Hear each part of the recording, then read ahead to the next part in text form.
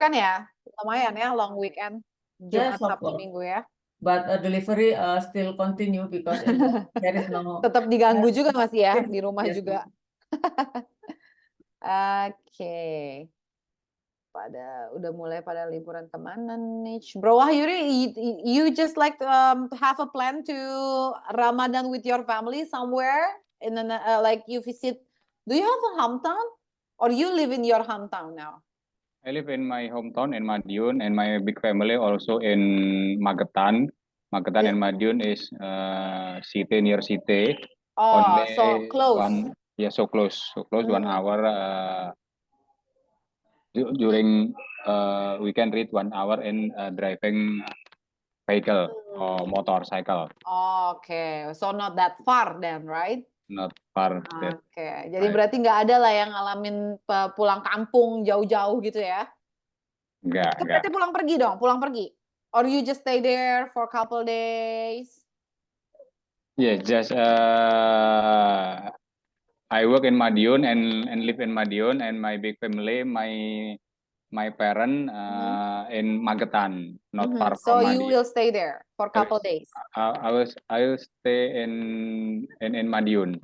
Oh, tapi nggak nanti pas lagi Ramadannya pulang pergi berarti atau nginep dulu di sana di Magetan gitu? Pulang pergi. Oh, pulang pergi. Yeah. Oh, ya, yeah, because not that far ya, cuma sejam ya. That far ya. Okay. Okay, so tunggu sebentar. What about Sis Nabila? That you celebrate Ramadan? Yes, but I'm just in my home. Oke, jadi nggak ada Yes. hometown. Ada tuh sis bahasa Oh Inggrisnya. yeah, I have. I have in Solo.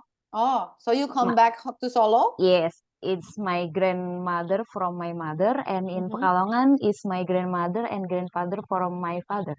Oh, jadi so in the very first day atau the days before Ramadan, so you will come back to Solo?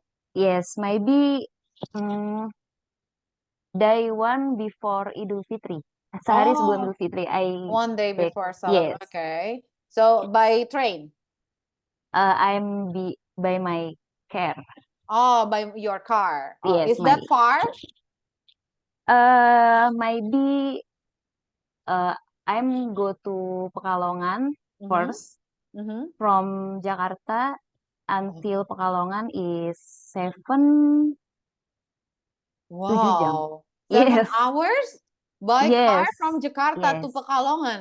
Yes, if not macet. If not traffic jam. But of course traffic jam, right? Most of the times pasti gitu kan kalau 1 hari sebelum ya? Iya. Wow. Oke. Jadi ke sana tuh 7 jam. Yes. Oh wow. Dan you always did that like every year? Last year juga gitu? Every year, and if my father the work holiday, example this work libur 15 hari atau mungkin ngambil cuti berapa hari, I'm go to Pekalongan. Oke, wow, 7 jam. Oke. 7 jam di jalan. Dan and you will come back to Jakarta Yes. after Berarti it. perginya kena macet, pulangnya kena macet juga dong biasanya? Yes. Oh, wow. Menikmati macet. Iya, cuma setahun sekali lah ya, nggak apa-apa ya. Why you don't take like a train or something? Like, kenapa nggak naik kereta? I don't know, because by car, if arrived in my hometown, we will kita bisa jalan-jalan. Oh iya ya. Yes. Tapi it's cheaper ya, jatuhnya tetap lebih murah naik mobil daripada harus naik kereta rame-rame gitu. More expensive by car. Oh. Because bayar tolnya itu hitung-hitungannya tolnya itu lebih ya. mahal. Cuman lebih nyaman karena nggak ini ya, nggak itu. Oke, dan so thank you so much, Sis Nabila. Thank you, Sis Rasil. Okay, so today that we will learn about culture shock. Culture shock, but it's not about culture shock that we know about when we go to another country, but it's more about how we adapt with the company. That's just the point. Wait.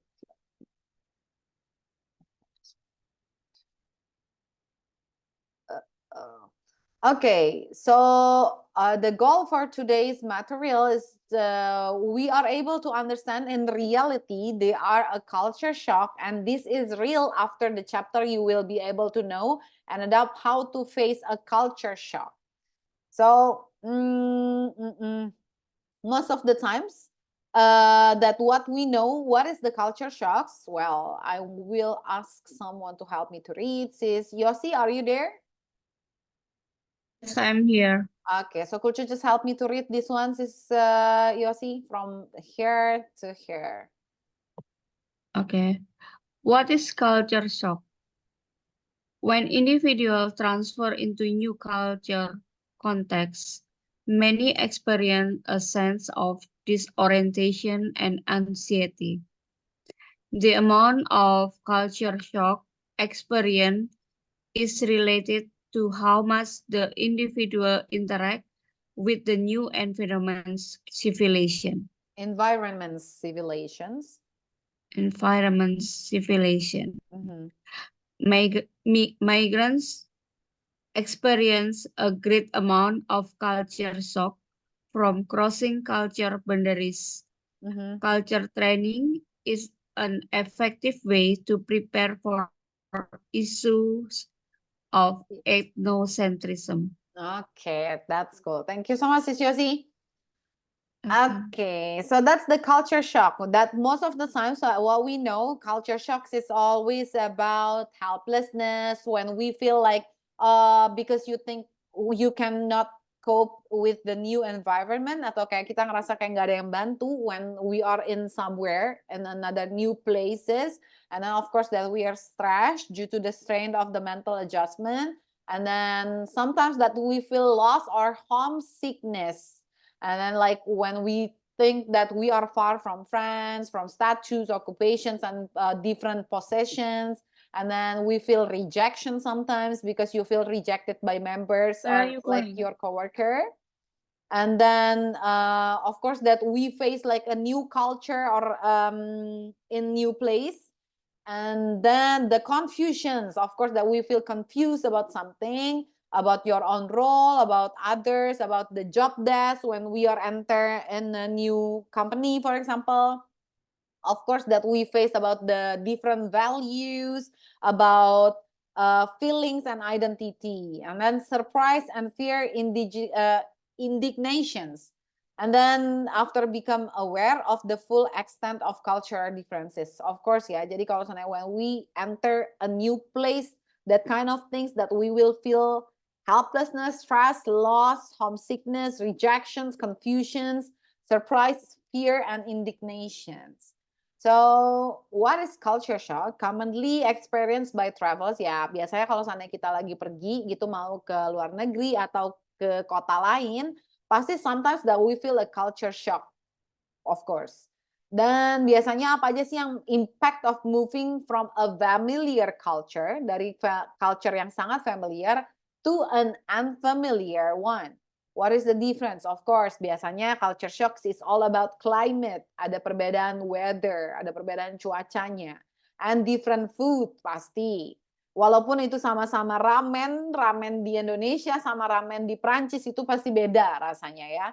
And then language, of course, beda. Kalau sana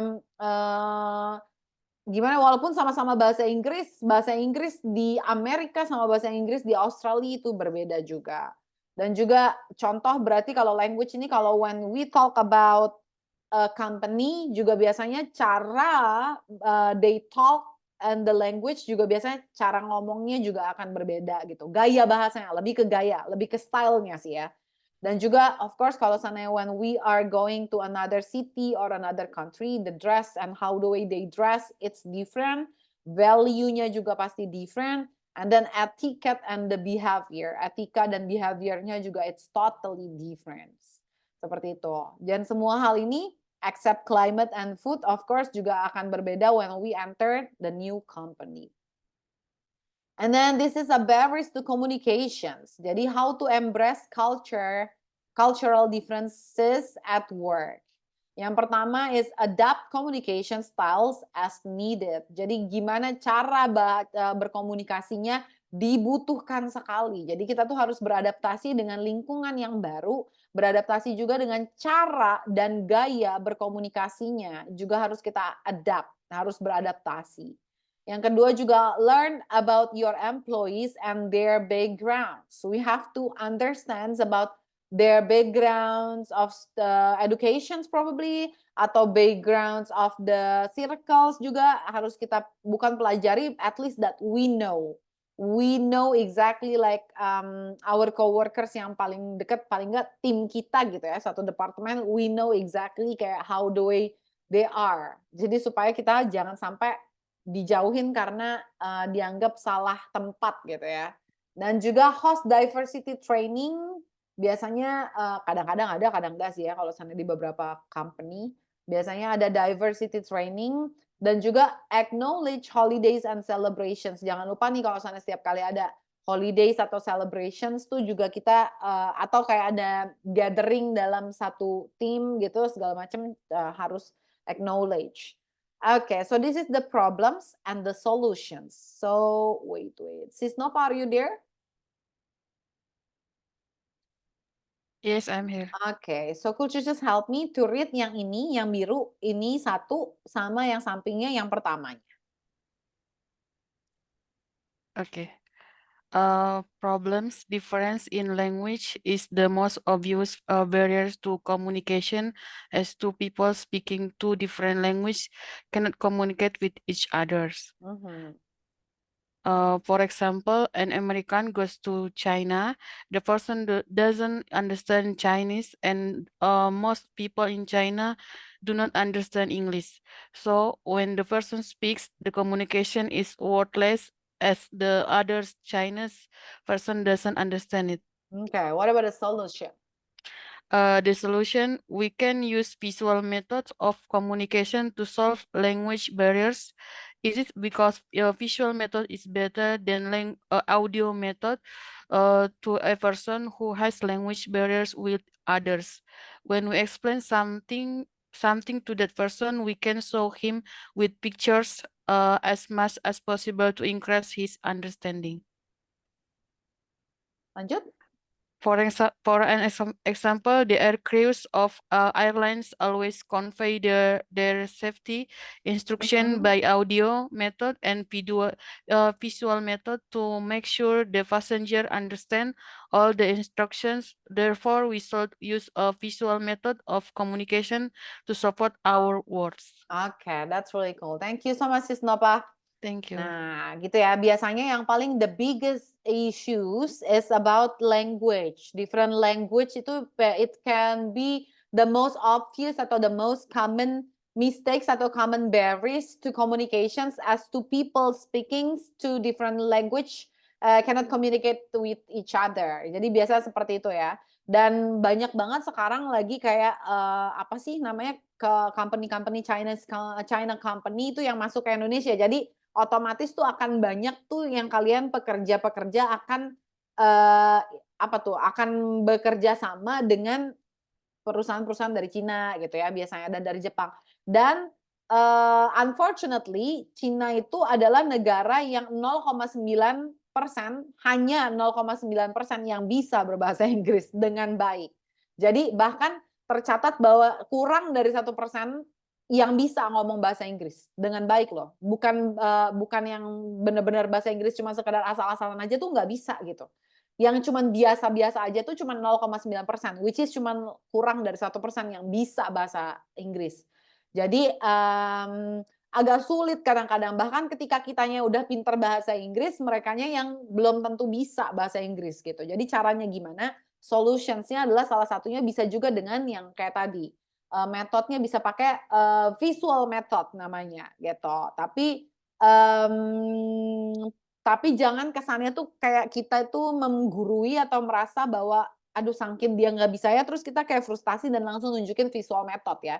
Jadi tetap kita ngomong dalam bahasa Inggris tapi kita membuatnya jadi lebih banyak visual metodnya supaya kalau in case they don't understand about your point of view, mereka paling nggak bisa terbantu dengan visual metodnya.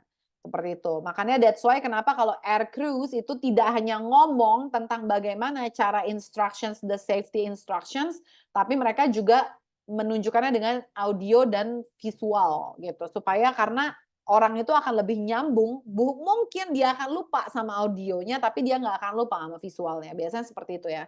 Jadi harus dibantu juga dengan visualnya, seperti itu. Oke, so Sis Nova ada pertanyaan? Oh, bagaimana kalau dengan orang Cina? Biasanya kan mereka yang paling susah, pronunciation-nya paling susah itu mereka gitu. Ya, Tapi betul. kalau mereka lagi ngomong tuh juga nggak pakai tangan juga kalau ngomong gitu. Nggak ada bantuan gerakan instruksi pakai tangan. Jadi Betul. paling susah itu mengerti mereka. Solusinya gimana dong? Kalau seandainya solusinya gimana, itu memang kalau aku biasanya menyarankan ke member-member aku yang mereka itu punya kliennya itu biasanya ini ya dari orang Cina atau dari Singapura. Singapura nih bahasa Inggrisnya juga tricky, sama tuh ya karena mereka pada hari-harinya mereka selalu menggunakan bahasa Mandarin gitu kalau misalnya di Singapura. Nah, caranya seperti apa? Memang harus terbiasa. Jadi Sis Nova ini harus sering banget mendengar orang-orang Cina yang ngomong bahasa Inggris gitu. Memang itu udah pertolongan terakhir. Biasanya kalau aku tuh selalu nyuruh mereka itu pakai satu aplikasi untuk ketemu sama para foreigner dari semua luar negeri dan tapi cari yang orang Cina yang bisa ngomong bahasa Inggris. Emang itu udah nggak ada pertolongannya karena lucunya setiap orang orang dari China itu mereka kalau seandainya dari setiap kota-kota, mereka cara ngomong bahasa Inggrisnya itu berbeda. Jadi kalau yang satu dari Beijing, yang satunya dari Shanghai, itu cara ngomong bahasa Inggrisnya itu beda. Jadi entah kenapa pokoknya mereka tuh bahasa Inggrisnya seperti itu dan mereka itu bisa sangat arogan ketika kita kesannya nggak ngerti dia ngomong apa. Padahal sebenarnya bukan kita yang blow on, emang dianya aja yang bahasa Inggrisnya sulit dimengerti gitu loh maksudnya. Jadi kalau seandainya biasanya kalau aku dapat kliennya itu orang dari China, aku tuh akan sangat fully attention, itu yang pertama, dan aku puzzling itu, tetap puzzling yang paling terutama dan jangan diulang.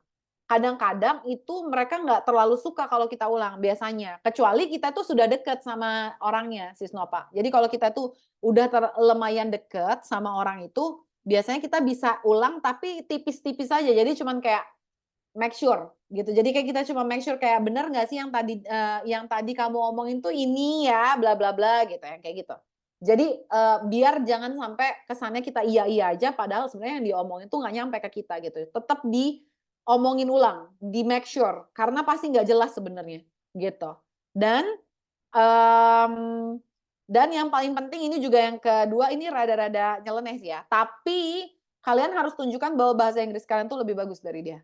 Nah, biasanya kalau seandainya kita udah tunjukkan dengan bahasa Inggris kita yang sangat bagus, mereka itu akan tidak marah kalau seandainya ketika kita itu make sure gitu. Jadi kalau seandainya kelihatannya kita bahasa Inggrisnya tuh masih nggak confident, mereka tuh akan menganggap bahwa kamunya yang bodoh, sayanya kamu nggak ngerti saya gitu. Message saya nggak nyampe nih sama kamu gitu. Tapi kalau seandainya kitanya yang sudah bagus kelihatan bahasa Inggrisnya, paling nggak kita pede, confident, mereka akan sadar bahwa ini kayaknya sayanya yang kurang nyampe gitu bahasa Inggrisnya gitu. Jadi mereka tuh nggak akan marah, paling nggak tuh nggak akan merasa tersinggung dulu, nggak insulted dan not feeling offended by our explanations ketika kita selalu kayak kita make sure gitu.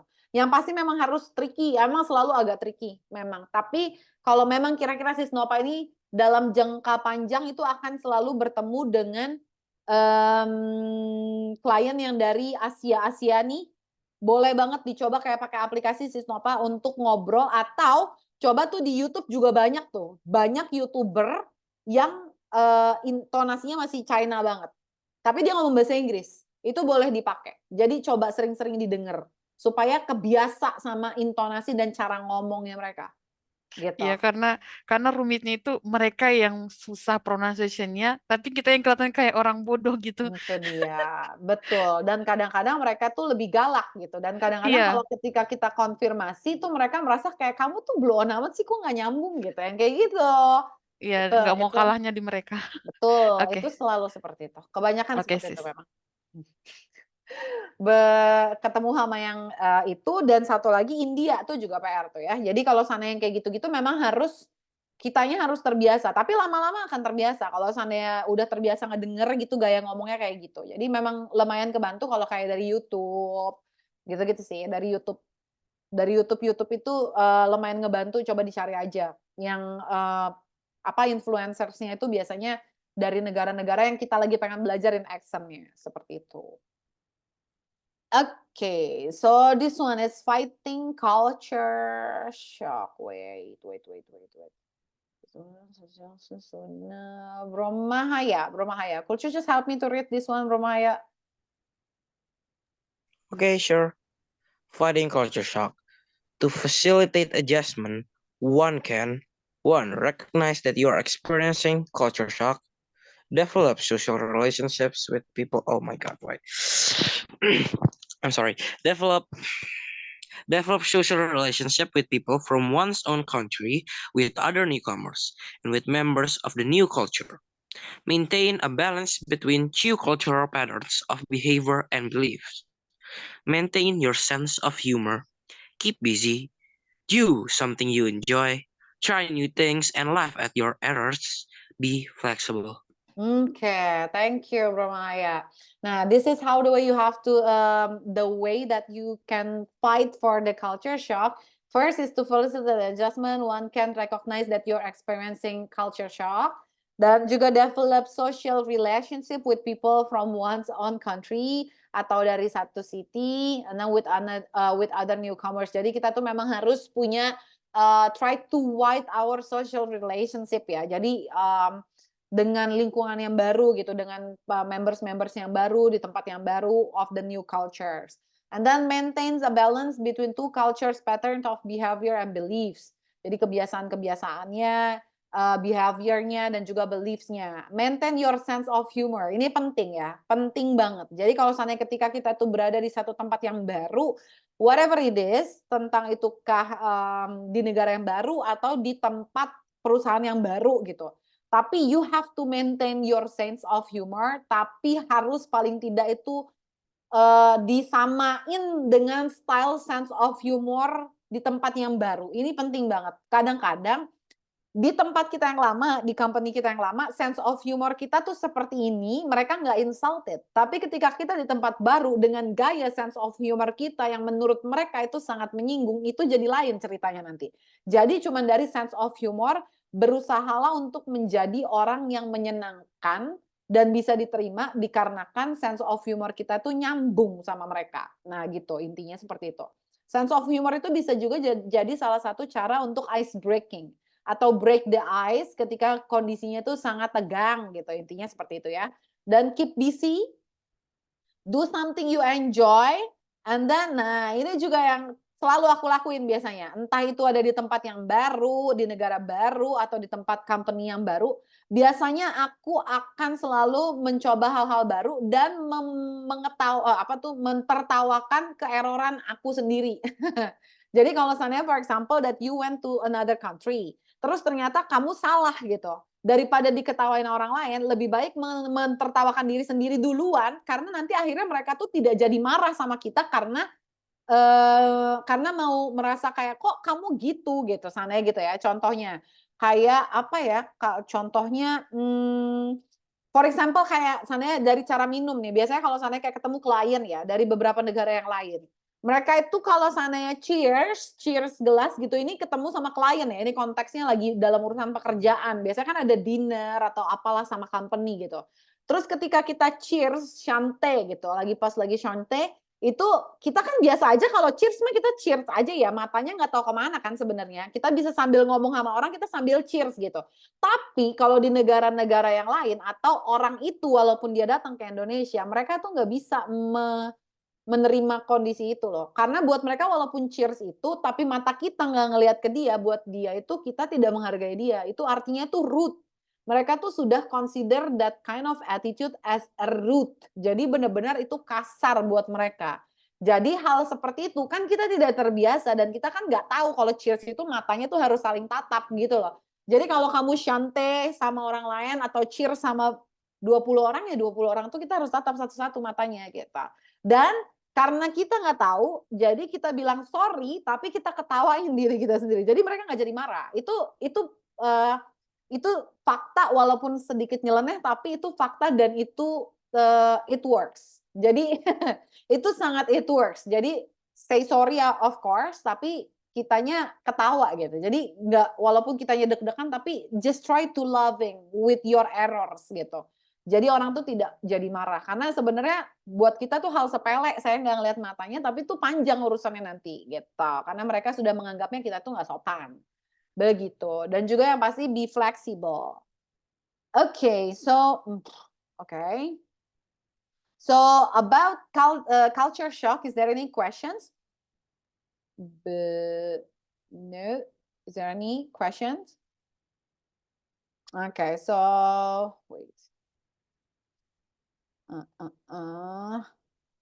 Okay, so the discussions for today is you share like pasti kan ini pada kerja mah pasti kayak Bro Wahyudi pengalaman kerjanya ada gitu segala macam, pasti pernah mengalami culture shock di tempat baru, di tempat perusahaan yang baru atau di tempat lingkungan yang baru, whatever ya, intinya tidak cuman hanya tentang pekerjaan, tapi it can be like kayak sana si Bro Mahaya sekolah di tempat lingkungan yang baru atau apa segala macam. So just share about what is your culture shock that you face gitu, your experiences related about culture shock. It can be like about you go to another city gitu yang baru atau apa segala macam begitu ya. Okay.